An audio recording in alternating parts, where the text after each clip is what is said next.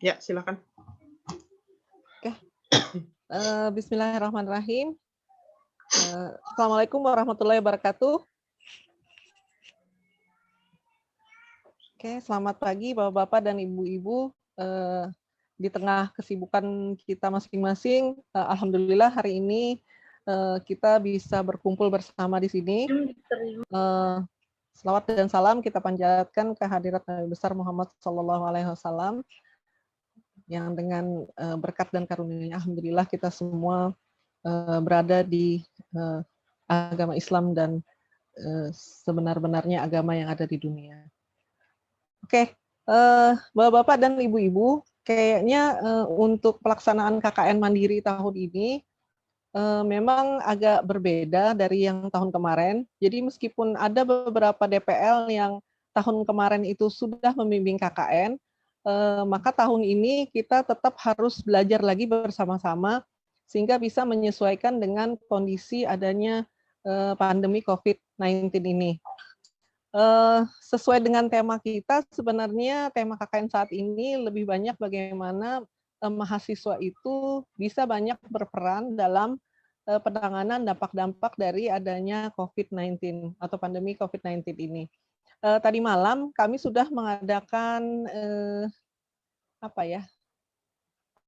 YouTube Live YouTube Live tentang bagaimana membuat konten berupa video yang bisa mereka share, karena itu adalah salah satu luaran yang akan menjadi target kita tahun ini untuk KKN Mandiri. Memang kalau kita lihat dari jumlah mahasiswa itu ada 207, jadi kalau misalnya masing-masing individu itu membuat 5 konten video di Instagram, maka totalnya itu bisa menjadi ribuan, dan itu akan menjadi aset promosi universitas kita untuk bisa menambah jumlah mahasiswa di tahun-tahun ke depan. Oke, pertama-tama saya ingin mereview ya buku pedoman sedikit. Mungkin boleh saya share screen Pak Denny?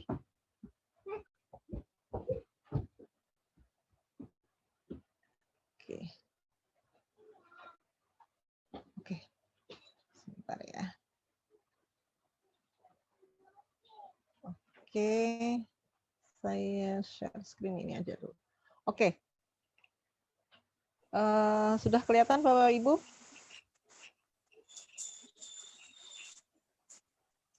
Sudah bisa terlihat? Sudah, Bu. Oke, siap.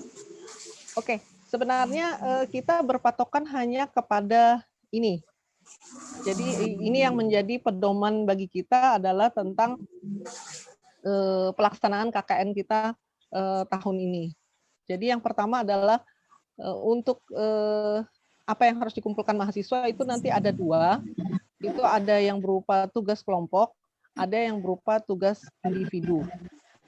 Terus bagaimana pengumpulannya, terus bagaimana caranya untuk mendokumentasikan dan lain-lain, itu nanti kita akan berbicara hari ini mengenai bagaimana kita melaksanakan ini. Sebenarnya kita akan menggunakan nanti Google Classroom, dan Google Classroom itu nanti akan dijelaskan lebih rinci oleh Bapak Denny.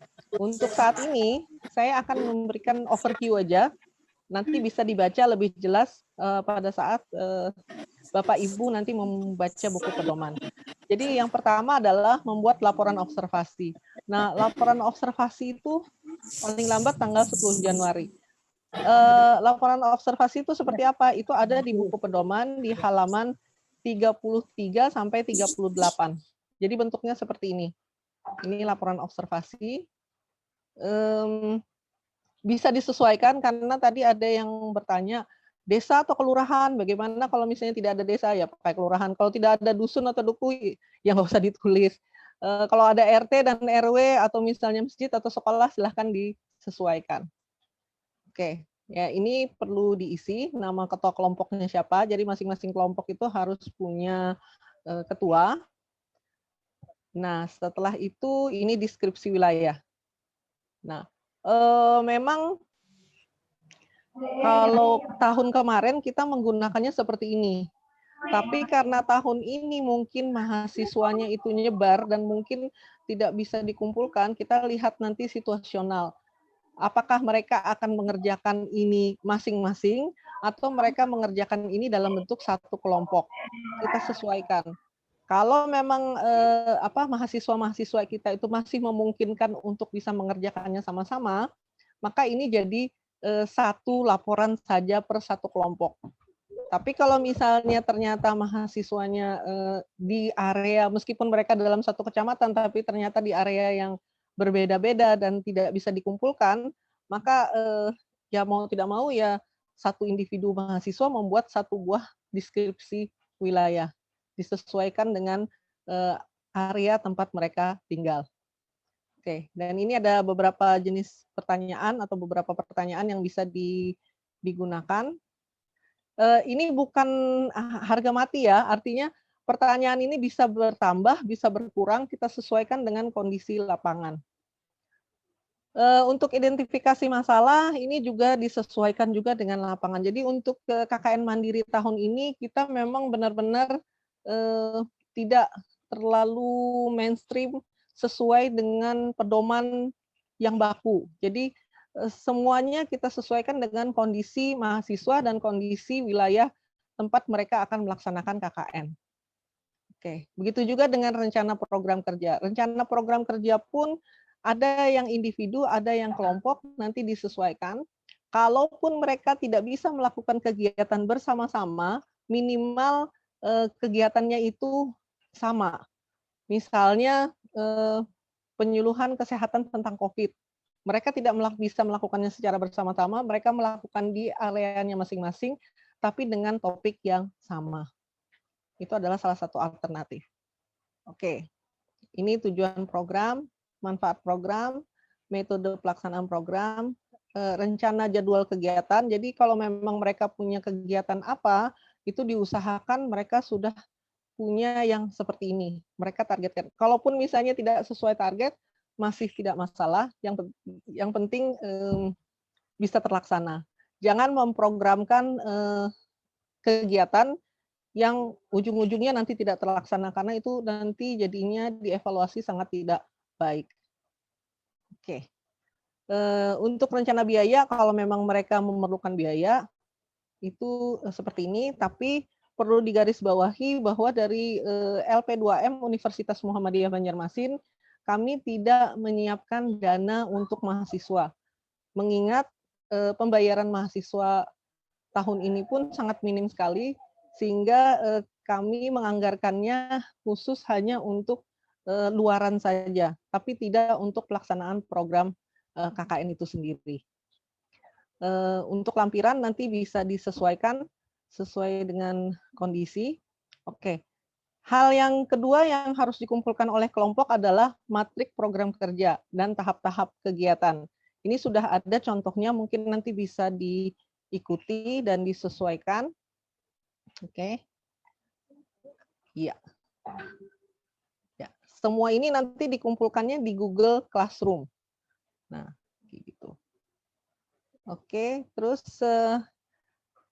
bagaimana dengan penilaian mahasiswa KKN? Oke.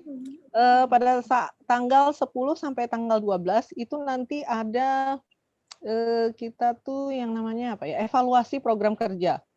Nah, evaluasi program kerja ini mengingat kondisi yang saat ini terjadi, karena untuk mahasiswa farmasi itu ada yang pada saat rencana pelaksanaan evaluasi program kerja itu atau presentasi program kerja itu mereka melakukan praktek industri. Jadi mereka memang keluar kota selama kurang lebih 10 hari kalau tidak salah. Jadi bagaimana caranya pelaksanaan seminar proposal itu? Jadi kami kemarin mengadakan rapat dan kami memutuskan bahwa bagi mahasiswa farmasi yang pada saat hari H atau tanggal 10 sampai tanggal 12 itu tidak dapat melakukan presentasi program kerja mereka, maka jalan keluarnya adalah mereka melakukan rekaman. Jadi presentasi mereka itu bersama grup itu direkam dan diserahkan ke dosen pembimbing lapangannya. Bisa seperti itu, atau mungkin kalau memang masih memungkinkan bahwa mereka itu melakukan Zoom misalnya pada saat hari H, yang misalnya tanggal 10 sampai tanggal 12, maka mereka bisa melakukan itu. Jadi ini adalah sangat situasional sekali. Kalau memang pada saat tanggal 10 sampai tanggal 12 itu mereka dalam perjalanan dan tidak bisa, maka mereka harus mengerjakan sebelum itu, sebelum tanggal 10. Atau yang jelas tidak lewat dari tanggal 12. Jadi itu adalah kebijakan yang diambil oleh panitia KKN Mandiri tahun ini, mengingat kondisi perubahan itu mendadak dan karena sangat situasional sekali. Jadi memang kemarin itu dari praktek industrinya farmasi itu tidak bisa digeser lagi berhubung dari industri yang rencana didatangi. Ya, jadi ini adalah oke. Bagaimana dengan penilaian program kerja? Penilaian program kerja itu kalau di sini, jadi tidak ada form khusus untuk itu. Yang penilaian program kerja itu kalau di sini itu masuk ke dalam kategori nomor B, penyusunan rencana program individu dan kelompok. Ya. Jadi yang pertama itu kalau untuk penilaian itu kehadiran dan keaktifan peserta. Nah, rencana presentasi program kerja yang akan mereka lakukan itu masuk penilaiannya dalam kategori B atau penyusunan rencana program individu dan kelompok. Nah, untuk penilaiannya itu di sini. Jadi ada 10 poin. Kategori penilaiannya apa? Sebenarnya seberapa besar manfaat program kerja yang direncanakan atau diajukan oleh mahasiswa, apakah itu nanti benar-benar bermanfaat kepada masyarakat atau tidak, dan apakah itu melibatkan masyarakat secara umum atau tidak. Ini sangat situasional sekali karena kita tidak tahu di lapangan apakah masyarakat memang benar-benar bisa dilibatkan dalam kondisi ini atau tidak, mengingat keamanan dan protokol COVID-19. Jadi untuk seminar program kerja kita tidak mempunyai satu template penilaian tersendiri, tapi menjadi salah satu item dalam 8 penilaian KKN Mandiri pada tahun ini. Untuk penilaian yang lain itu di sini kalau saya ini kan tuh yang paling pertama adalah kehadiran dan keaktifan peserta. Bagaimana mengetahui kehadiran dan keaktifan mereka? Yaitu dengan pengiriman logbook. Nanti untuk logbook saya akan jelaskan belakangan. Terus untuk yang kedua adalah penyusunan rencana program individu dan kelompok. Jadi mereka sudah tahu apa yang mau mereka lakukan. Kalau misalnya mereka mau mengerjakan videonya tentang apa. Kalau misalnya mereka mau membuat poster, misalnya posternya tentang apa, kapan akan dikerjakan, dan posternya itu nanti seperti apa dan bagaimana, itu nanti kita serahkan kepada kreativitas mahasiswa. Yang ketiga, itu pelaksanaan program kerja. Jadi di sini ada 3 catatan, yaitu realisasi hasil program kerja, produknya itu apa, dan aktivitas dalam pelaksanaan program kerja. Nah, selanjutnya yang nomor 4 adalah pelaporan logbook harian. Nah, ini memang ada satu kategori tersendiri kita masukkan di sini, karena minimal dalam 1 hari, jadi meskipun mahasiswa farmasi yang berangkat dalam waktu kurang lebih 10 hari, tapi dalam 10 hari itu mereka tetap harus melaporkan selama 1 hari itu apa yang mereka kerjakan berhubungan dengan program KKN mereka. Ya, itu nanti bisa diatur entah bagaimana kita siapkan. Selanjutnya adalah kategori sikap dan perilaku. Ini berhubungan dengan kedisiplinan, tanggung jawab, kerjasama, bagaimana kepemimpinannya. Makanya setiap kelompok nanti sudah jelas harus ada ketuanya siapa, dan nanti mungkin ada sekretaris, ada bendahara, sesuai dengan apa fungsi mereka masing-masing di dalam grup. Selanjutnya ada pendekatan kemasyarakatan atau sosialisasi, kesungguhan melaksanakan kegiatan, dan mengikuti tata tertib KKN. Kategori yang berikutnya adalah melaksanakan dokumentasi akhir. Di sini dokumentasi itu melihat dari dokumen-dokumen tadi yang harus mereka sampaikan, mulai dari perencanaan, materi kegiatan, sampai ke laporan akhir, dan nanti akan dijelaskan lagi mengenai luarannya juga. Selain itu juga ketepatan waktu. Jadi kita sangat menghargai sekali mahasiswa yang bisa menyampaikan semua tugas-tugasnya tepat dengan waktu yang sudah kita tentukan. Ya, terlepas dari sesudah itu misalnya ada perbaikan, tapi yang penting ada itikan baik dari mereka bahwa mereka sudah menyelesaikan tepat waktu yang sudah kita tentukan. Selanjutnya manuskrip seminar. Manuskrip disesuaikan dengan template seminar. Nanti ini bisa dijelaskan lagi oleh Pak Denny, atau mungkin kalau ada yang kurang jelas dari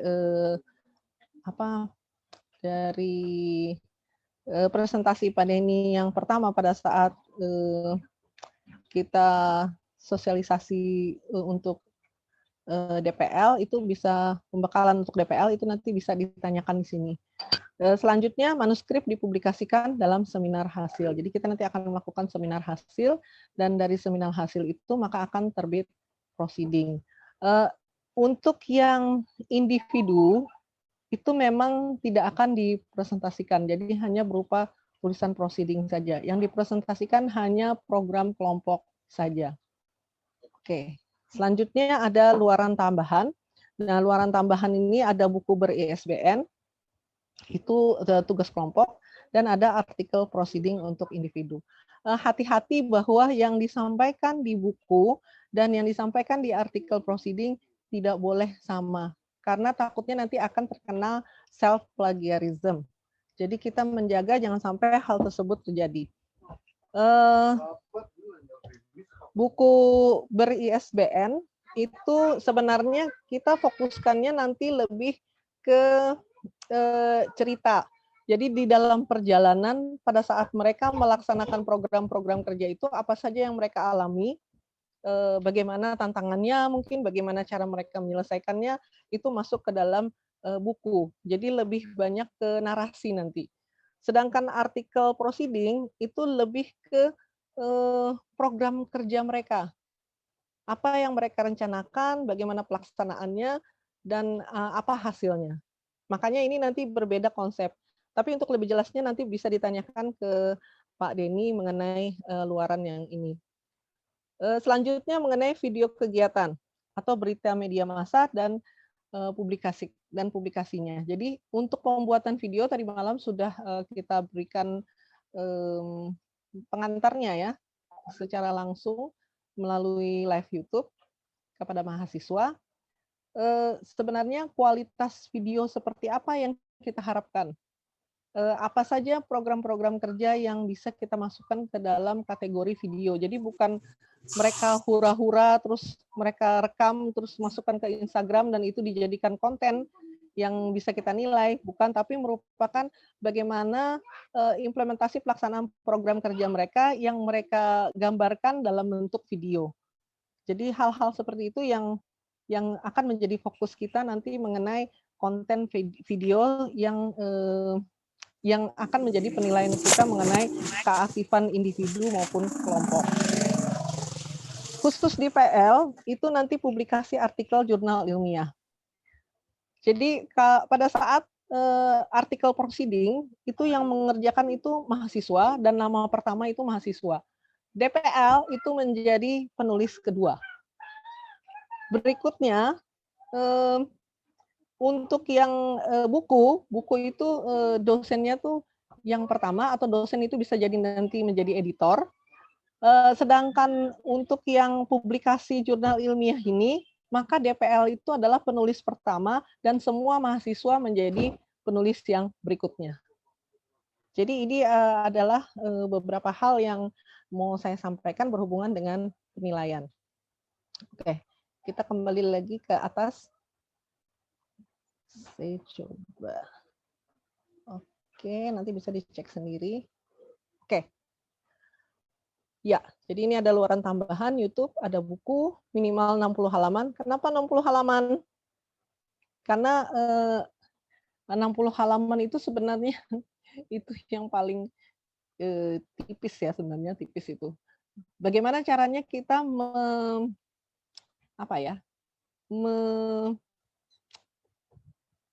ibaratnya tuh kita memberikan motivasi kepada mahasiswa untuk bisa menulis, itu sebenarnya gimana ya, mungkin bisa diambil nanti dari logbook-nya, mungkin bisa diambil nanti pada saat mereka pelaksanaan program kerja dan lain-lain. Tapi ini lebih berhubungan dengan narasi sih, apa yang mereka rasakan, apa yang mereka lihat di masyarakat, terus bagaimana komentar mereka tentang masyarakat itu, terus apa yang mereka harapkan mungkin. Nah, hal-hal yang seperti itu tuh mungkin itu bisa dituangkan dalam bentuk narasi yang nanti akan menjadi sebuah buku. Oke. Ini untuk presentasi seminar akhir itu mulai tanggal 17 sampai tanggal 18 Februari. Oke, untuk individu di sini ada logbook per hari. Logbook ini online, jadi bentuk logbooknya itu ini seperti ini. Sebentar. Ya, ini sebenarnya logbook ya bentuknya seperti ini. Tapi masing-masing DPL itu bisa memikirkan nanti bagaimana efisiennya. Apakah misalnya menggunakan Google Form untuk mengisi logbook ini, atau mungkin yang seperti ini juga di-copy, terus mahasiswa ngisi, terus setiap hari dikirim ke logbook Google Classroom-nya si DPL, atau bagaimana teknisnya nanti kita serahkan kepada masing-masing DPL. Yang penting masing-masing mahasiswa itu setiap harinya mereka mengerjakan logbook seperti ini. Apa kegiatan mereka pada saat pelaksanaan KKN per hari. Mulai tanggal 4 sebenarnya ya, kita mulai tanggal 4 kan jelas mengikuti mengikuti pembekalan mahasiswa. Nah, setelah itu tanggal 5 apa yang mereka kerjakan, tanggal 6 apa, tanggal 7 apa, dan seterusnya, dan seterusnya. Oke. Untuk list konten, ini mereka perlu membuat karena setiap mahasiswa itu minimal membuat 5 konten Instagram, dan yang kedua adalah 5 konten YouTube. Oke, ini bisa video, bisa, dan harus berbeda ya. Antara Instagram dan YouTube-nya harus berbeda. Tidak bisa konten yang sama, yang satu dibuat di Instagram, yang satu dibuat di YouTube. Dan untuk pembuatan video mungkin tadi malam sudah kita ingatkan bahwa hati-hati bahwa kalau mereka menggunakan misalnya soundtrack lagu atau yang mempunyai copyright itu harus hati-hati karena takutnya nanti akan diturunkan oleh Instagram atau YouTube karena memuat lagu yang copyright. Jadi hati-hati di situ. Tadi malam sudah kita ingatkan mahasiswa. Ya, jadi ini perlu dijadikan laporan juga. Selanjutnya adalah laporan kemajuan pelaksanaan program kerja per minggu. Terus pembuatan manuskrip proceeding. Paling lambat 17 Februari. Mengingat beberapa mahasiswa farmasi, bukan beberapa ya, semuanya. Semua mahasiswa farmasi itu mereka ada KKN industri, maka khusus untuk mahasiswa farmasi nanti ada tambahan waktu untuk pengumpulan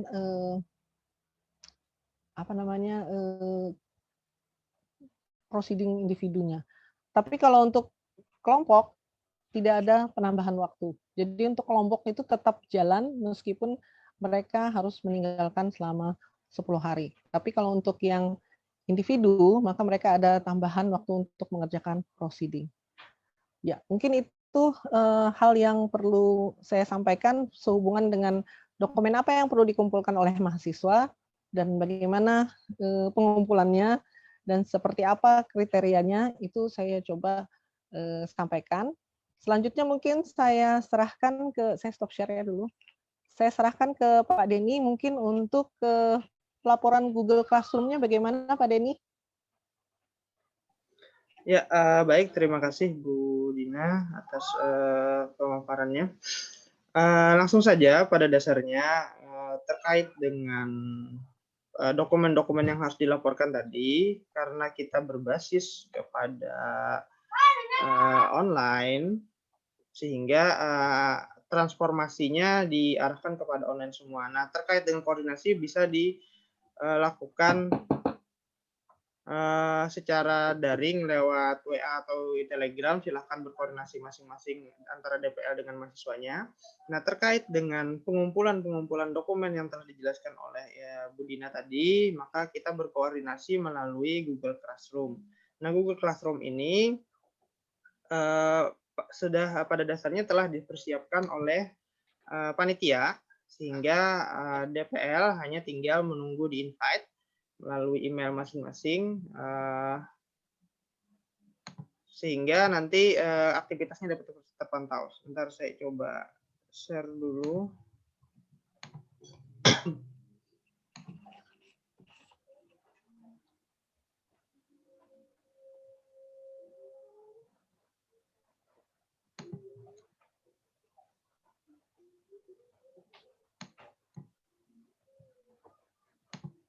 Nah, ini adalah tampilan total seluruh Google Classroom.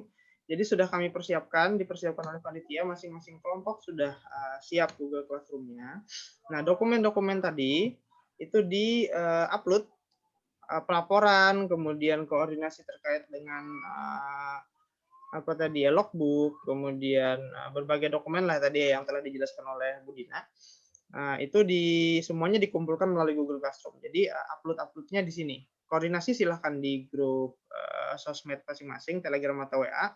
Nah, selebihnya terkait dengan dokumen yang harus dikumpulkan melalui Google Classroom. Nah, nanti panitia akan meng-invite kepada DPL masing-masing terkait dengan Google Classroom sesuai dengan kelompoknya. Tapi di masing-masing Google Classroom ini perlu saya perlihatkan dulu bahwa nanti di setiap kelas ini itu sudah ada panitia masing-masing. Jadi panitia sudah ada, terutama koordinator-koordinator dari KKN-nya. Nah, di sini terutama ada 3 orang, ada Pak Arif, Bu Didan, dan Pak Hendra yang akan siap untuk standby di masing-masing Google Classroom. Akan tetapi dosennya hanya DPL hanya akan dapat notif ke masing-masing kelompoknya saja. Nah, di dalam metode pelaporan tadi terutama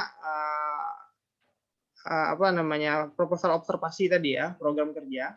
Nah, itu silahkan teknisnya diserahkan sebenarnya kepada DPL masing-masing. Dalam artian teknis ini adalah cara bagaimana mereka melaporkan. Apakah dibikin file Word, di PDF-kan, kemudian di-upload di Google Classroom ini, ataukah dengan menyediakan Google Form. Nah, itu diserahkan kepada DPL masing-masing. Akan tetapi kami tetap membatasi terkait dengan jenis cara pelaporannya, yaitu dibatasi menjadi 3. Yang pertama adalah dengan seperti yang saya sebutkan di awal, adalah dengan mengupload file Word atau PDF hasil kerjaan mahasiswa tadi ke dalam Google Classroom ini. Bisa melalui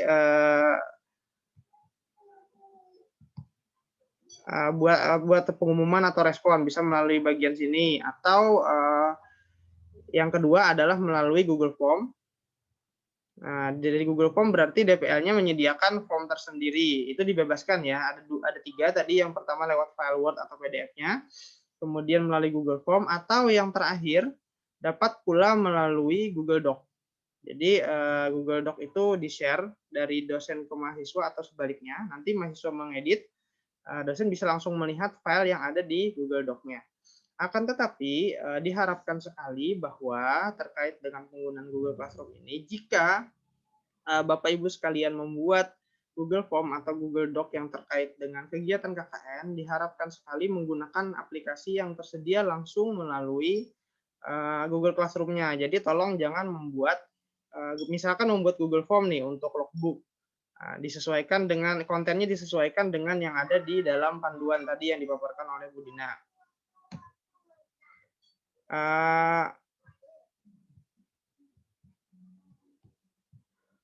Bisa menggunakan Google Form tadi, tetapi tolong digunakan yang di dalam sini. Misal tadi membuat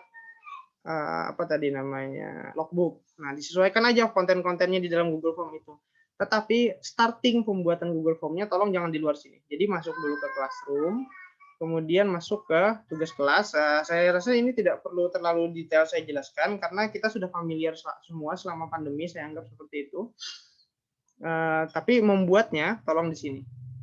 Jadi jangan kita bikin melalui Google Doc di luar, bikin form terus linknya dimasukkan di sini, tetapi langsung membuat di dalam bagian ini. Misal kita bisa buat seperti ini. Kita bikin tugas. Nah, ini bisa buat dokumen atau formulirnya. Jadi gunakan fitur yang ada di bagian tugas. Nah, itu saja perbedaannya. Tujuannya adalah jika kita membuat form-form di luar dari Google Classroom, maka dia tidak akan terdata secara digital di dalam Classroom-nya, tetapi hanya akan masuk ke data digital dari email Bapak Ibu sekalian. Nah, jika menggunakan langsung ke dalam Google Classroom-nya, maka dia akan masuk ke database Google Classroom, sehingga memori yang digunakan pun sebenarnya tidak memakan atau tidak menggunakan Google Drive dari Bapak Ibu sekalian, tapi yang digunakan adalah Google Drive dari panitia, sehingga tidak menggunakan perangkat pribadi kita masing-masing sebagai DPR. Jadi saya tekankan sekali lagi, dimohonkan untuk berbagai kegiatan yang terkait dengan pelaporan, baik itu observasi, kemudian slide presentasi, konten-konten, video tadi, kemudian juga logbook, sampai ke konten-konten konsultasi lainnya, harap dikoordinasikan melalui Google Drive. Google Classroom. Saya ulangi sekali lagi sebelum terkait dengan publikasi saya jelaskan nantinya. Ada 3 cara yang kami izinkan untuk digunakan. Yang pertama yaitu tadi dengan mengupload hasil kerjaan yang dikerjakan di dalam Word, dilaporkan langsung ke dalam Google Classroom-nya, atau menggunakan Google Form. Contoh seperti logbook tadi bisa dengan Google Form, atau menggunakan Google Dokumen. Nah, dengan ini bisa di-share ke masing-masing. Jadi ketika mahasiswa mengedit, kita bisa langsung tahu, kita bisa langsung buka hasil kerjaan mahasiswa tersebut. Nah, ini juga bisa efektif dengan untuk melakukan pengeditan buku. Karena seperti kalau yang Bapak Ibu sekalian ada yang hadir pada saat pembekalan mahasiswa kemarin, yang bertugas mengupload bukunya adalah itu ketuanya. Akan tetapi itu bisa diedit bersama. Nah, bisa jadi dengan menggunakan Google Classroom ini sebelum disubmit ke dalam sistem penerbitan bukunya, bisa menggunakan Google Doc dulu, diupload dulu template-nya ke sini, kemudian diedit sama-sama sehingga siapa yang mengedit terakhir itu bisa. Jadi bisa melalui metode ini atau diedit di luar dari metode ini tidak masalah terkait dengan template dari buku tadi. Tetapi ini adalah salah satu cara untuk mempermudah koordinasi antara mahasiswa serta antara mahasiswa dengan DPL-nya. Nah, setelah selesai dari Google Classroom, kita akan melakukan pelaporan melalui sebentar, saya coba stop screen dulu, stop share dulu, melalui sistem informasi yang ada di penerbitan buku. Yang pertama buku dulu. Ini materi yang saya sampaikan kepada mahasiswa kemarin. Ini materi yang saya sampaikan ke mahasiswa kemarin. Jadi ada submitnya mereka melalui sini. Template-nya ada. Jadi kalau misalkan mereka masih bingung, silahkan Bapak Ibu sekalian arahkan ke sini. Terutama koordinasinya adalah melalui website LP2M. Di situ ada linknya seluruhnya. Nah, untuk laporan buku di sini, untuk proceeding di sini, template-templatenya sudah disediakan di bagian ini, atau juga di laporan yang di perorangan atau kelompok tadi. Nah, ketuanya seperti yang dijelaskan oleh Bu Dina, bahwa tulis pertama bisa jadi DPL atau sebagai editor DPL-nya. Tetapi berikutnya tolong dikoordinasikan juga dengan mahasiswanya bahwa yang kedua itu bisa jadi ketuanya atau anggota lain. Nah, silahkan dikoordinasikan agar tidak terjadi ketidaksetujuan antar anggotanya siapa saja urutan-urutan ini yang akan menempati nantinya. Nah, skema penulisan, sistematika penulisan buku terdiri dari 6 bagian, terutama 5 yang harus diisi. Gambaran wilayah ini seperti yang di dalam buku pedoman tadi adalah deskripsinya.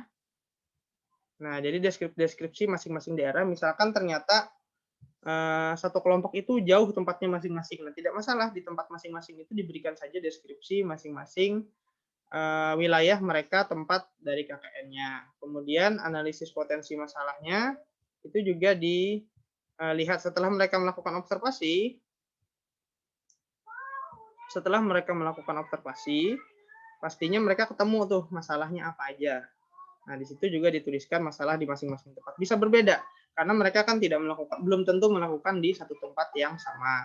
Nah, berarti masalah di masing-masing tempat itu bisa jadi berbeda, tapi dengan program yang sama ketika program kelompoknya. Kemudian pilih satu masalah yang diangkat. Nah, masalah yang diangkat ini kan adalah terkait dengan program yang akan dilaksanakannya tadi. Jadi bisa aja ada 5 masalah misalkan di 5 tempat masing-masing anggota yang berbeda, tapi ada satu masalah yang sama yang ada di masing-masing tempat mirip. Nah, bisa jadi itu yang diangkat sebagai masalah kelompok. Nah, kemudian kegiatannya apa untuk menangani masalah tersebut? Nah, hasilnya juga diceritakan. Seperti yang Dina bilang tadi terkait dengan perbedaan isi laporan perorangan dan individu, laporan kelompok dan individu bisa jadi berupa laporan kelompok itu kan programnya berbeda ya dengan laporan individu. Jadi laporan kelompok tidak akan terjadi plagiasi apabila sebenarnya program kelompok berbeda dengan program individu. Nah, selain itu juga konten yang diceritakan, saya akan share lagi template-nya biar ada gambaran penulisannya. Nah, konten yang diceritakan pun agak sedikit berbeda. Kalau kita kaitannya sama jurnal dan proceeding itu kan lebih menyajikan kepada data. Jadi data-data itu kita ceritakan ada angkanya, alasan kenapa angka seperti itu. Nah, kalau di bagian buku ini lebih kepada cerita dan deskripsi dari kegiatan-kegiatan tersebut. Nah, ini nanti bahannya akan saya itu sudah di-share oleh Pak Yunus ya. Daftar hadir.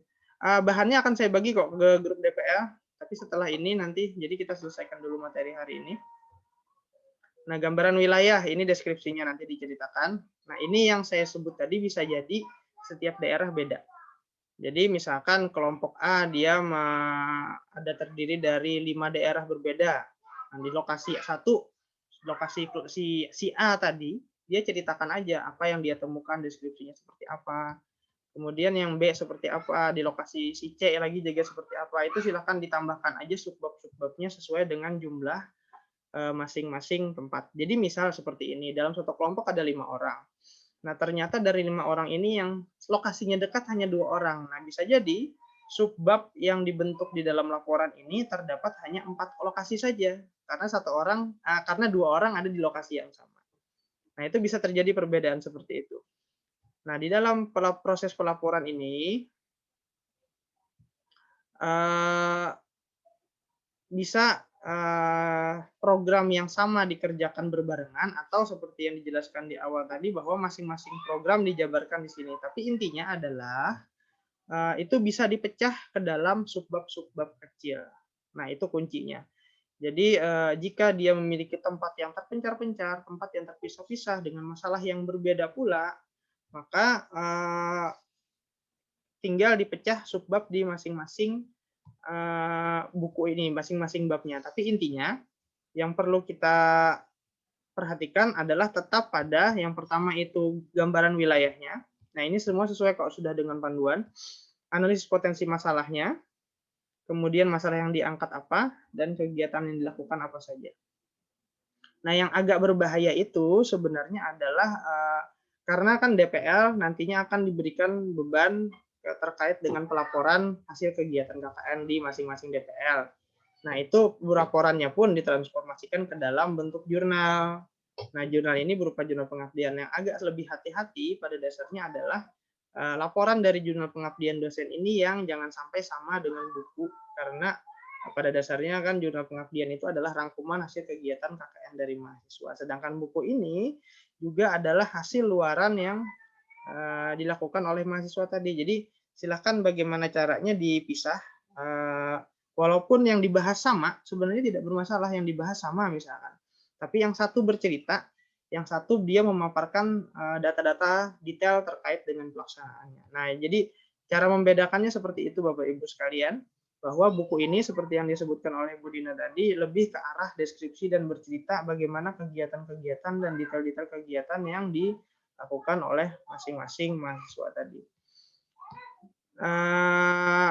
Nanti mohon diharapkan diarahkan mahasiswanya untuk submit. Jadi yang mensubmit proceeding dan buku itu adalah mahasiswanya. Nah, yang submit jurnalnya adalah dosennya. Terkait dengan laporan dosen, terkait jurnal pengabdiannya, nama yang pertama itu sudah pasti dosen. Kemudian anggotanya adalah seluruh mahasiswa KKN. Kemudian untuk buku sama, ya penulis pertamanya itu dosen yang bersangkutan, DPL-nya. Kemudian yang kedua bisa ketuanya, yang ketiga seterusnya itu adalah anggota. Nah, proceeding ini karena dia laporan individu, hanya 2 orang saja, yaitu si dosen yang bersangkutan sebagai penulis 2 dan mahasiswa yang melakukan KKN sebagai penulis pertama. Tapi pada dasarnya di sini seluruh karya tulis itu melibatkan seluruhnya pada DPL masing-masing, sehingga keuntungannya adalah setelah ini kita masing-masing akan mendapatkan karya ilmiah luaran dari KKN. Ya mungkin itu Bu, mungkin ada supaya lebihnya gampang jika ada yang ditanyakan, jadi kebingungannya bisa terlihat kalau misalkan yang ditanyakan. Saya kembalikan ke Bu Dina. Oke, siap. Terima kasih Pak Denny atas penjelasannya mengenai Google Classroom serta mengenai luaran tambahan dari masing-masing kelompok maupun DPL. Bahkan individu ya, individu masing-masing mahasiswa. Oke, baiklah saya buka, ini sudah jam 11, kita buka sesi tanya jawab. Apabila ada yang ingin ditanyakan, silahkan, baik dari segi pelaksanaan KKN misalnya, atau pelaksanaan observasi, atau luaran, atau bagaimana penggunaan Google Classroom, dan lain-lain dan sebagainya, silahkan boleh ditanyakan, kami akan berusaha menjawab. Kalau kami tidak bisa menjawab, maka bisa menjadi PR yang nanti akan kita carikan jawabannya. Oke, baik Bapak-Bapak dan Ibu-Ibu. Silakan. Izin, Mam Dina, ulun udah takut. Oke, silakan Bu Ajijah. Oke. Baik, tempo hari baik, Assalamualaikum warahmatullahi wabarakatuh. Terima kasih banyak atas kegiatan hari ini. Ulun sebetulnya kemarin itu tempo hari setelah koordinasi dengan mahasiswa kelompok yang ulun mendampingi untuk KKN ini, berniatan untuk ke LP2M sebetulnya betakun. Ada beberapa hal yang ingin utakunkan dan alhamdulillah pucuk dicinta ulam tiba kan diadakan kegiatan brainstorming dan persamaan persepsi hari ini. Terima kasih banyak kepada tim pengelola KKN. Yang pertama, Om, yang ulun tanyakan, ketika misalnya mahasiswa itu berarti tadi di penjelasannya Pak Denny, ulun bisa memahami bahwa ada kemungkinan kegiatan KKN itu tersebar di dalam satu kelompok, tersebar dalam beberapa wilayah, atau berada dalam satu titik wilayah yang sama. Bisa jadi begitu ya, Mom ya.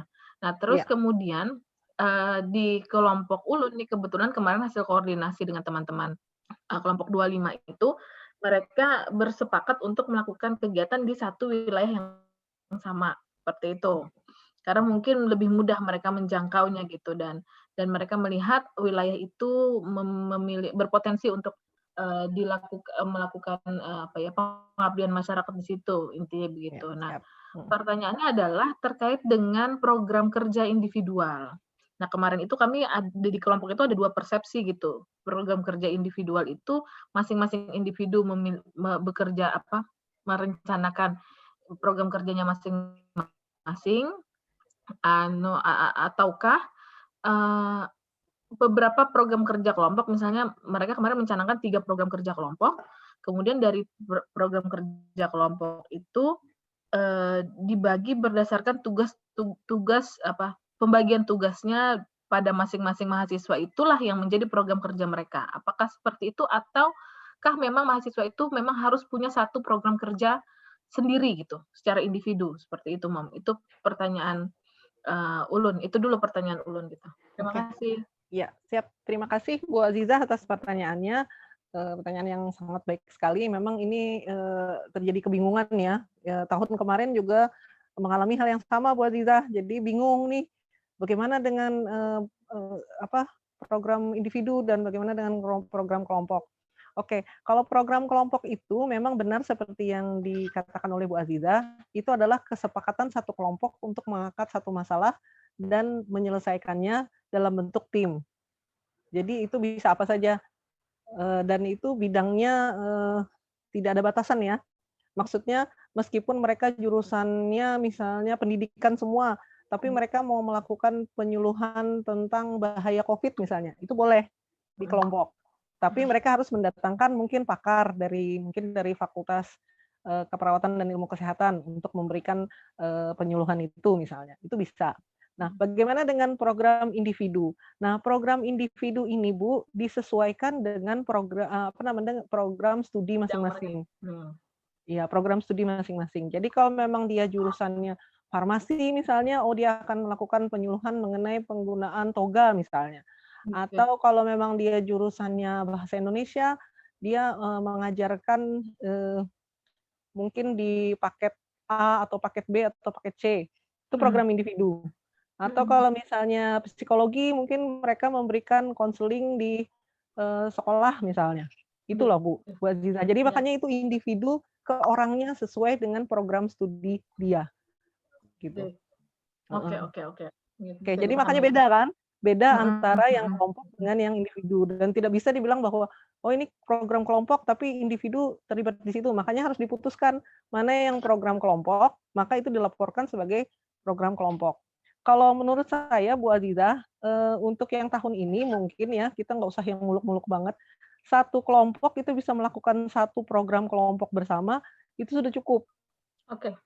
Jadi nanti yang lain yang memang bisa dijadikan program individu, itu akan menjadi program individu gitu. Oke. Supaya jangan terlalu membebani mahasiswa. Tapi kalau mahasiswanya bersikeras, karena yang tahun kemarin itu ada kelompok juga yang mereka program kelompoknya banyak banget. Terus saya bilang, ini bisa tercapai nggak? Oh, pasti tercapai, Mem. Soalnya kalau sudah program ini dicanangkan pada saat presentasi program rencana program kerja, maka itu harus dilaksanakan. Tidak bisa tidak dilaksanakan gitu. Kalaupun misalnya tidak dilaksanakan program A, ya nanti akhirnya jadinya evaluasinya jelek, Bu, sayang. Iya. Iya. Jadi mending satu program aja tapi terlaksana gitu ya, Mam ya? Iya, betul. Kalau mau 5 atau 10 juga boleh, tapi harus terlaksana semua, intinya gitu loh. Yes, paham. Iya, intinya gitu. Nah, soalnya kita kan hanya mencatat si DPL itu pada saat mereka presentasi, kita kan mencatat nih, Bu. Oh, program kelompoknya 2. Oh, program individunya masing-masing 1. Ya sudah, kita fokus ke situ aja. Oke. Nah, kalau misalnya lebih, pada waktu laporan akhir, sebenarnya kami mencanangkan program kelompok cuma 2, tapi ternyata di lapangan kami melaksanakan 5. Nggak bagus dong, Bu. Iya. Ya kan?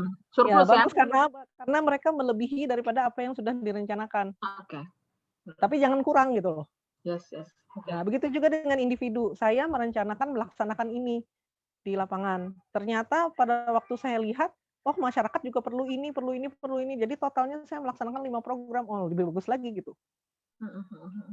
Tapi dari awal memang kalau untuk tahun ini karena situasinya memang seperti ini, kita tidak ingin membebankan mahasiswa terlalu besar atau terlalu banyak bebannya. Karena mereka kan intinya harus melaksanakan luaran berupa penulisan proceeding dan buku, serta untuk DPL-nya nanti harus melaksanakan penulisan jurnal audit. Ya, kalau terlalu banyak program, Bu, terlalu banyak juga yang ditulis. Ya nanti menyusahkan kita juga sih. Tapi bagi DPL dan mahasiswanya yang sangat semangat sekali, ya kami tidak membatasi sih, Bu. Silahkan gitu. Ya, cuman jangan sampai tidak tercapai aja gitu. Dan makin banyak yang dilaksanakan, semakin banyak yang harus dilaporkan, dan semakin banyak juga yang harus kita koreksi intinya gitu. Oke, siap. Bisa dipahami. Terima kasih banyak, Bung Dina. Oke, terima kasih, Bu Azizah. Atau mungkin Pak Denny ada yang mau ditambahkan? Atau sudah cukup? Oke, siap. Oke, Bapak dan Ibu-Ibu yang lain, kalau ada yang mau ditanyakan, boleh silahkan. Nanti ongoing ya, ongoing maksudnya pada saat kita pelaksanaan KKN karena ini sangat situasional sekali. Kalau memang ada permasalahan apapun juga, boleh nanti WA saya kapan saja. I'm 24/7 available ya. Saya memang waktu kerja saya itu 24 jam sehari dan 7 hari seminggu. Jadi tidak ada masalah. Boleh nanti share karena saat ini mungkin kita belum memprediksi sih permasalahan apa sih yang mau kita hadapi nanti di lapangan. Apa sih yang dialami oleh mahasiswa kita? Bagaimana sih masyarakat itu belum belum bisa tergambarkan dengan jelas karena terus terang aja yang namanya KKN Mandiri ini baru pertama kali kita laksanakan bersama di sini. Baik, ada lagi yang mau ditanyakan? Oh ya Silakan. Bu, sedikit tambahan baru Oke, baru silakan. terlihat catatan ini.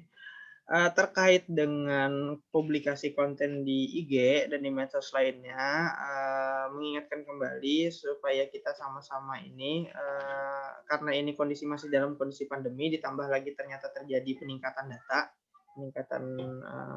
sebaran data yang tertular. Nah, kebetulan kan ada kewajiban melakukan tag kepada akun IG-nya universitas dan akun IG-nya LP2M ketika setiap posting konten IG terutama ya. Nah, di konten IG ini ternyata ada beberapa kelompok yang melakukan posting karena kan mereka rapat itu pun juga termasuk dalam logbook gitu loh, dalam kegiatan.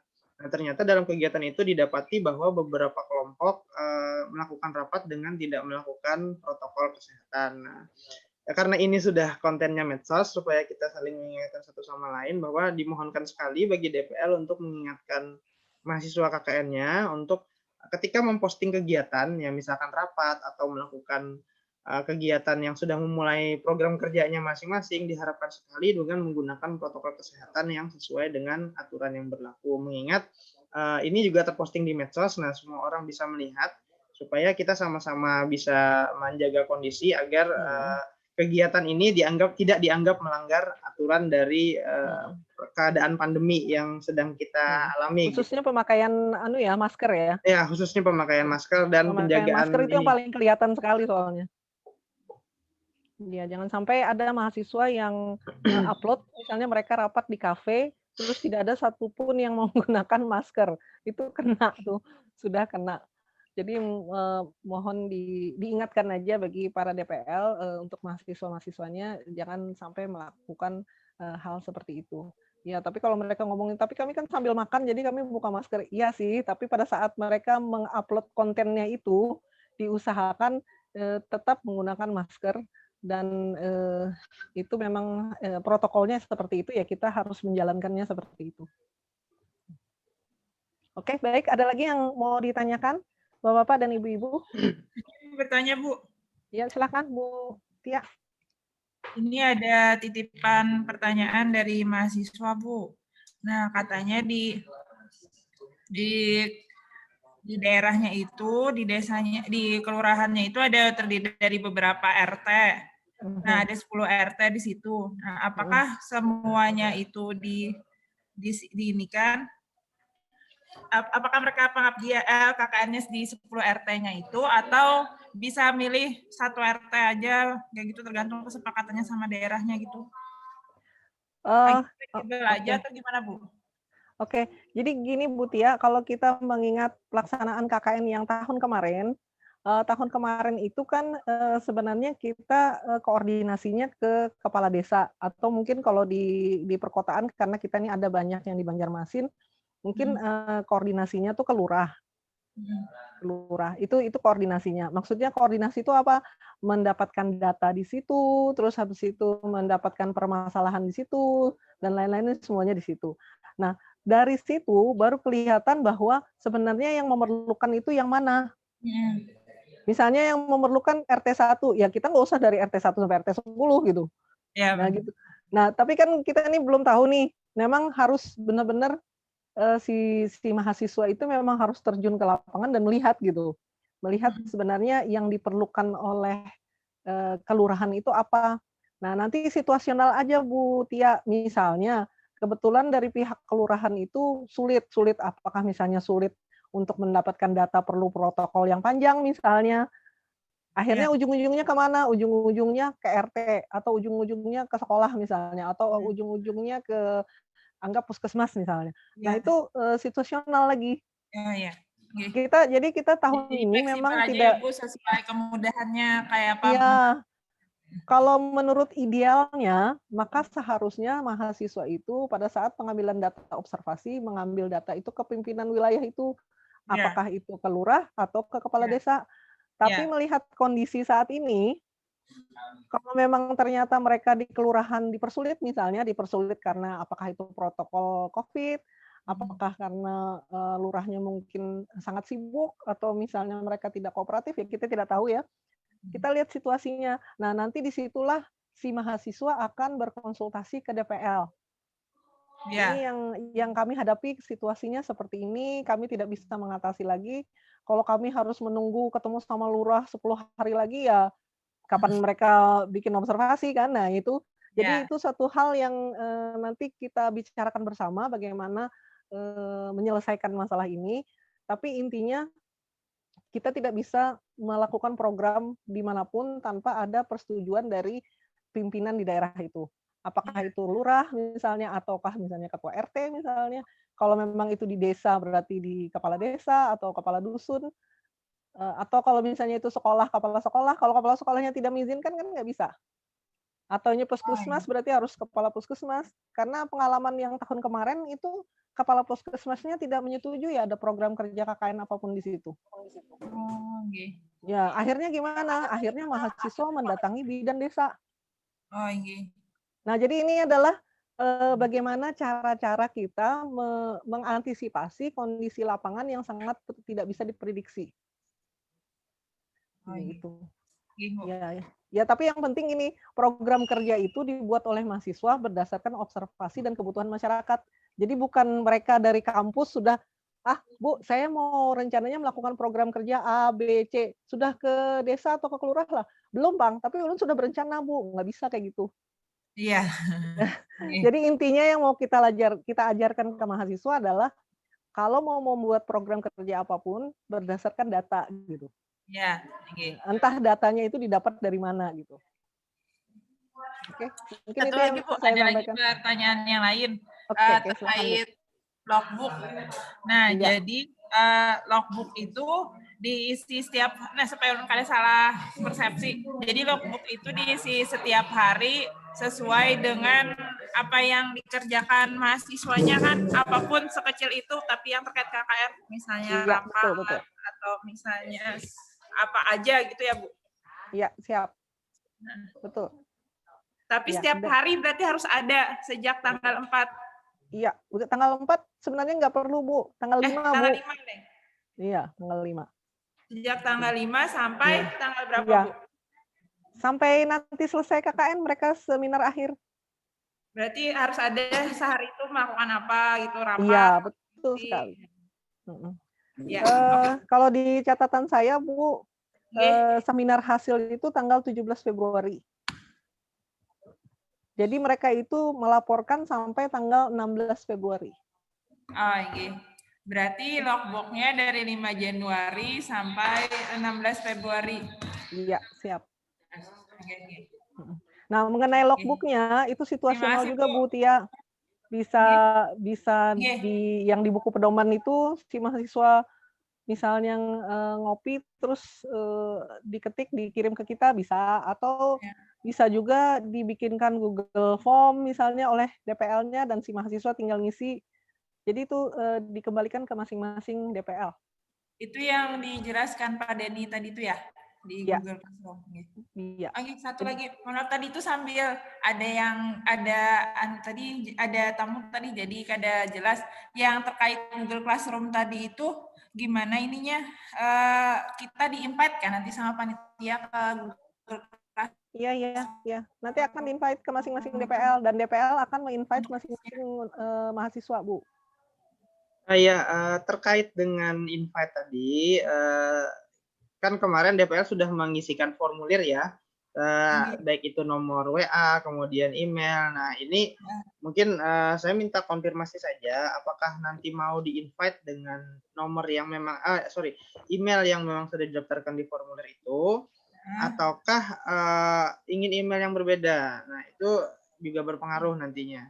Nah, kalau memang ingin invite email yang berbeda, nah harap koordinasi ke koordinator DPL, yaitu ke Ibu Dina atau ke saya, bisa, tidak masalah. Silakan dilaporkan saja emailnya. Tapi kalau tidak, maka akan di-invite otomatis sesuai dengan email yang didaftarkan di dalam formulir awal kemarin. Gitu kira-kira. Berarti nanti akan Yang penting di-invite. emailnya Gmail ya. Ya. Karena email saya bukan Gmail loh.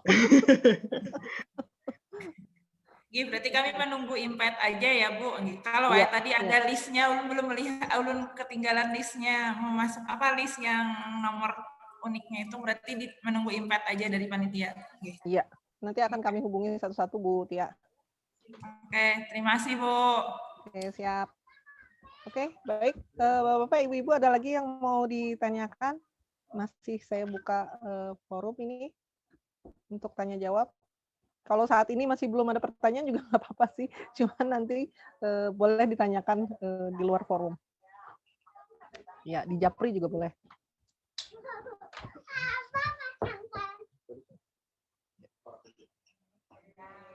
Oke. Ya. Bu Dina, mungkin tambahan sedikit terkait silakan, tadi yang mahasiswa farmasi. Ya, Assalamualaikum warahmatullahi wabarakatuh. Yang terhormat para DPR yang kita undang hari ini. Memang tadi karena ada situasional sehingga mahasiswa farmasi mereka akan ada kewajiban untuk penambahan waktu pelaksanaan KKN yang semula berakhir di 17 Februari, mereka harus menyelesaikan hingga tanggal 24 Februari. Itu sudah kita perhitungkan 7 hari mereka tidak bisa melakukan program kerja secara sepenuhnya, sehingga program kerja individu tadi kita ulang lagi dari Ibu Dina sudah sebutkan, mereka bisa kerjakan ya di tanggal tadi mungkin yang belum selesai bisa di 17 Februari ke atas hingga tanggal 24 Februari itu. Nah, sehingga otomatis logbook mereka tidak sama dengan logbook yang non farmasi. Mungkin yang tadi kata Ibu Tia, logbooknya hingga tanggal 16 Februari. Karena tanggal 17 Februari sudah melakukan seminar hasil. Yang diseminarkan pun yang mungkin kita perlu catat Bapak Ibu adalah hasil program kerja kelompok. Jadi bukan program kerja individual. Nah, oleh karena itu kita perlu ingatkan kepada seluruh mahasiswa di kelompok bimbingan kita agar mengatur strategi agar pelaksanaan program kerja kelompok itu bisa dilakukan ya, sesuai dengan jadwal. Meskipun tadi ada seminggu ya kalau farmasi tidak bisa melakukan secara berkelompok secara langsung atau secara efisien. Sehingga bagaimana caranya 17 Februari bukan 17 Februari, tanggal berapa seminar hasil tadi Bu? 17 ya? 17 ya. Nah, bagaimana agar 17 Februari semua kelompok itu sudah menyelesaikan sebenarnya program kerja kelompoknya. Nah, ini kan masih banyak waktu nih. Ini mulai dari tanggal setelah nanti semprot. Nah, mahasiswa farmasi kemungkinan kan akan tiba di sini kembali bisa efisien untuk melakukan program kerja kelompoknya setelah tanggal 19 ya Bu ya, 19 sorry. Jadi 19 Januari katanya kan mereka sudah tiba. Otomatis masih ada waktu sekitar 10 hingga 17 hari ya sebelum seminar hasil. Jadi kita harapkan para DPL bisa mengingatkan dan bisa membimbing agar mereka bisa mendapatkan target yang mereka inginkan ya. Jadi hasil dari program kerja kelompok itu sudah mereka fiksasi sebelum tanggal 17. Jadi di tanggal 17 Februarinya sudah sesuai dengan jadwal kita, mereka siap untuk memaparkan hasil program kerja kelompok. Itu mungkin tambahan dari ulun. Selain masalah itu tadi mengenai logbook. Jadi logbook dari mahasiswa farmasi itu karena ada penambahan kegiatan pelaksanaan program kerja individunya hingga tanggal 24 Februari. Nah, otomatis kegiatan logbooknya pun harus hingga paling tidak di tanggal 24 Februari begitu. Jadi ada akurasinya. Jadi Bapak Ibu bisa melihat apakah kehadirannya sesuai 100% begitu kan, pengisian logbooknya dan laporan kemajuan tadi yang per minggu. Itu mungkin tambahan Ulun selain 2 hal yang tadi, mungkin Ulun ulang sedikit Bu, sekalian memberikan catatan yang singkat lagi tadi selain 2 hal tersebut, untuk laporan observasi dan matriks. Nah, dan matriks kerja itu berkelompok. Jadi mereka sudah harus menyelesaikan itu setidaknya tadi di tanggal 10 Januari. Artinya 3 hari lagi. Jadi semoga di 3 hari ke depan ini kita bisa membimbing mahasiswa semaksimal.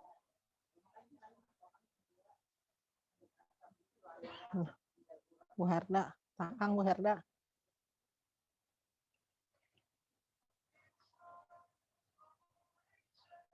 Ya. Bu Herda. Oke. Cek Bu Herda. Kelihatannya Bu Herda lagi ada gangguan ya. Ya konsekuensi dari kampus utama ya memang. Makanya saya sama Denny ini dari rumah masing-masing. Oke.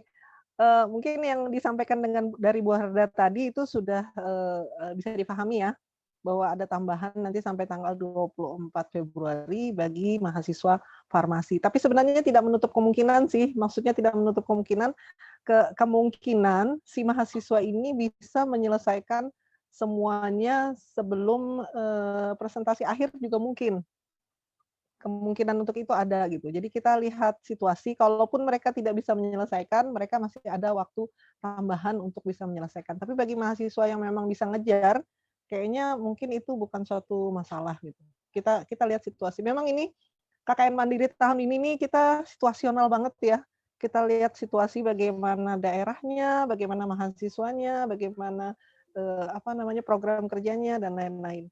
Tapi sampai sejauh mungkin, semaksimal mungkin kita upayakan bahwa kita akan menjalankan semuanya tetap sesuai dengan jadwal yang sudah kita sepakati bersama. Oke, Bu Herda, keputus Bu Herda tadi. Ini mohon maaf, kayaknya internet kampus kurang stabil. Iya. Tadi sepertinya terputus hingga mana ya? Hingga seminar hasil tadi Bu ya. Seluruh yang di kampus hilang semua tadi. Seluruh yang di kampus utama kan hilang, Bu. Iya. Kita sebentar Yunus. aja lagi mengulang aja sebenarnya. Tadi sudah lengkap dari Bu Dina, Pak Denny, dan kawan-kawan. Jadi ini tambahan terkait tadi. Mungkin ada yang masih bingung kayaknya Bu, masalah program kerja dan masalah publikasi untuk dosen. Jadi kalau kita sendiri bisa mengantisipasi agar tadi tidak terjadi plagiarisme antara artikel proceeding, kemudian artikel jurnal penelitian, jurnal pengabdian dosen, dan juga buku. Satu hal tadi betul kata Pak Denny, kedalamannya yang berbeda. Buku lebih spesifik, lebih dalam, lebih lengkap gitu. Akan tetapi memang perlu kita antisipasi dengan cara program kerja kelompok tadi Bapak Ibu. Mungkin program kerja kelompok yang disusun tadi satu kelompok itu sebenarnya bisa dijadikan artikel yang singkat tadi untuk artikel jurnal pengabdian dosen, ya kan? Tapi satu sisi juga kan bisa dijadikan untuk buku. Nah, akan tetapi tinggal kedalamannya tadi kemudian juga mungkin kalau tidak ada, kalau memang sama persis, nah tadi kedalamannya harus jelas perbedaannya. Tapi kalau misalnya bisa Bapak Ibu buat program kerja kelompok tadi disisipkan lagi, misalnya ada Bapak Ibu sendiri punya ide ya boleh. Kalau memang mahasiswanya istilahnya mensupport sekali untuk pelaksanaan program yang Bapak Ibu sisipkan untuk misalnya ingin membuat artikel pengabdian tadi lebih berbeda atau tidak ingin persis di buku atau bagaimana ya, itu sebenarnya kondisional atau aturan daripada DPA sendiri. Intinya kalau kita tidak ingin sulit sebenarnya dari program kerja kelompok tadi bisa. Nah, kemudian buku sendiri sebenarnya tidak hanya bisa memuat program kerja kelompok, bisa saja tadi program kerja individu bisa. Jadi mungkin kalau misalnya bukunya belum sampai 60 halaman, dengan adanya informasi terkait program kerja kelompok, bisa saja Ibu masukkan program kerja individu mereka di dalam buku tadi, tapi dengan bahasa yang memang dan redaksi kalimat yang memang perlu betul-betul hati-hati agar memang tidak terlihat plagiasi dan memang tidak terlihat sama dengan artikel di proceeding mahasiswa, artikel pengabdian dosen tadi. Jadi kalau saya sendiri sebenarnya menyarankan ada program kerja kalau mau ya. Jadi ada yang memang kita sisipkan untuk memang memperluas atau memperkaya hasil dari produk tadi publikasi yang sudah kita buat. Itu untuk masalah seminar hasil tadi Bu lah. Nah, selanjutnya tambahan ulun dari konten Bapak Ibu. Jadi jangan lupa setiap konten yang sudah mahasiswa buat, nah, itu per individu Bu. Jadi setiap individu mahasiswa selama pelaksanaan KKN yang 45 hari tadi wajib untuk membuat 10 konten. Itu adalah minimal. Jadi setiap orang wajib membuat 10 konten. 5 itu dibagi 2 ya, 50% itu di YouTube, kemudian publikasi yang kedua di platform IG dari individu. Jadi bukan kelompok Bapak Ibu. Jadi mungkin ada yang mungkin masih belum membaca di pedoman, jadi harus divalidasi juga sebelum nanti Bapak Ibu untuk mengizinkan mereka mempublis. Tadi jangan lupa di Google Classroom yang sudah dirancangkan oleh panitia, itu adalah tempat Bapak Ibu juga memvalidasi. Jadi ada buktinya memang mereka sudah melakukan konsultasi untuk meminta validasi konten yang sudah mereka rancang belum dipublikasikan di media massa gitu. Nah, selain itu sebenarnya apakah harus video dan Instagram sebagai platform yang mereka gunakan untuk share atau mempublikasikan kegiatan individu mereka tadi?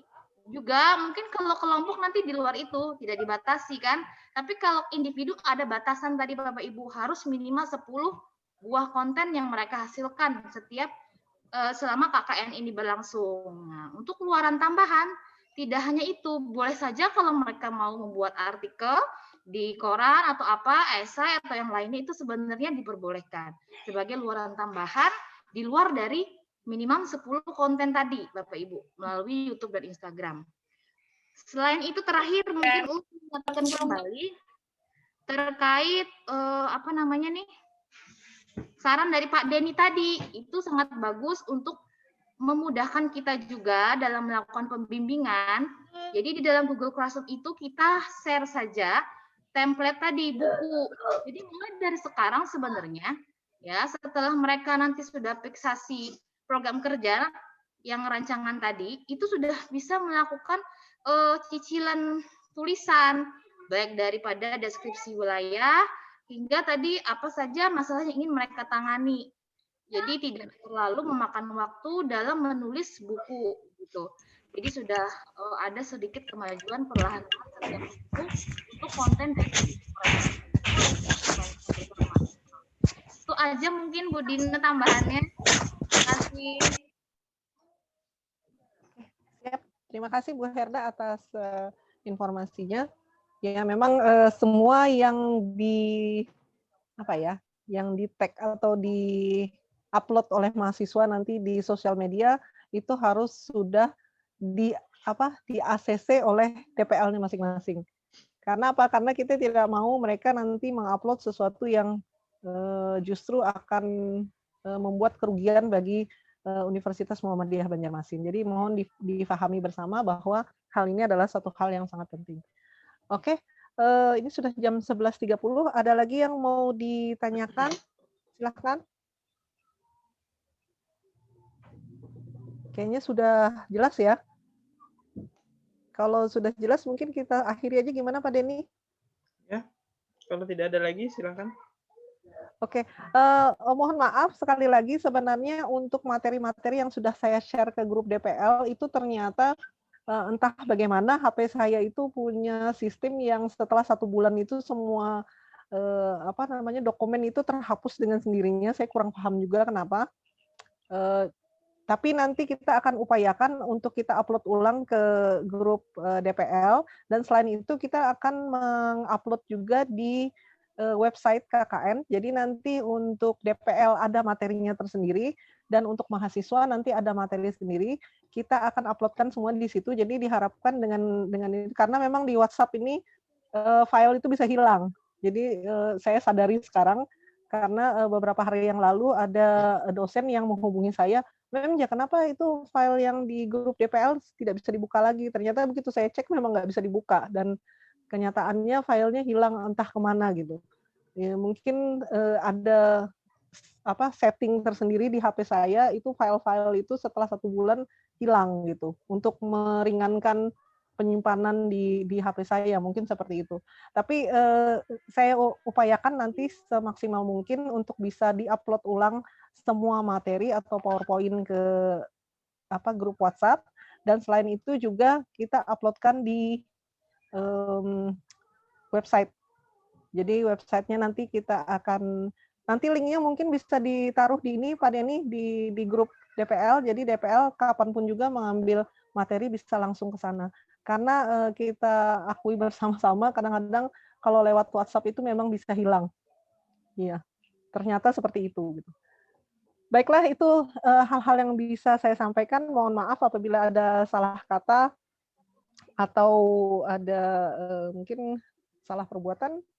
Ya, karena tadi juga ada HP dan kebetulan saya di rumah ini banyak sekali halangan dan tantangan, kepanakan lah, lari-lari gitu, itu sudah biasa ya sambil mengajar. Ya, tapi mudah-mudahan pertemuan hari ini bisa memberikan insight atau pandangan baru tentang pelaksanaan KKN Mandiri. Jadi silahkan dikoordinasikan dengan mahasiswanya masing-masing mengenai untuk saat ini kita persiapan untuk presentasi program kerja dan pembuatan laporan observasi. Mungkin itu 2 hal yang sangat penting saat ini kita perlu mendampingi mahasiswa kita. Dan satu hal lagi saya ingatkan Bapak-bapak dan Ibu-ibu, untuk DPL itu nanti ada penilaian khusus dari mahasiswa dan juga nanti ada penilaian dari stakeholder tentang pelaksanaan program kita di lapangan. Nah, jadi kita sebagai DPL mungkin harus benar-benar melayani mahasiswa kita sehingga ke belakang, ya ibaratnya seperti Gojek, itu kita minta bintangnya 5 ya, gitu. Jadi intinya itulah yang kita minta dari mahasiswa gitu. Bagaimanapun juga mereka tidak akan berhasil tanpa ada bimbingan kita, dan kita pun tidak akan bisa melakukan publikasi tanpa adanya kerja bakti daripada para mahasiswa kita. Jadi mudah-mudahan hubungan simbiosis mutualisme ini bisa bertahan sampai akhir dan tidak ada permasalahan yang berarti lah. Jadi kalau memang ada mahasiswa yang agak sedikit, saya nggak ngomong malas ya, agak lambat mungkin ya, bisa-bisa DPL untuk agak sedikit mendesak-desak gitu supaya bisa mengerjakan. Karena bagaimanapun juga semua luaran itu adalah suatu kewajiban yang harus kita laksanakan bersama. Demikian dari saya, salah hilaf mohon maaf. Billahi taufiq wal hidayah. Assalamualaikum warahmatullahi wabarakatuh.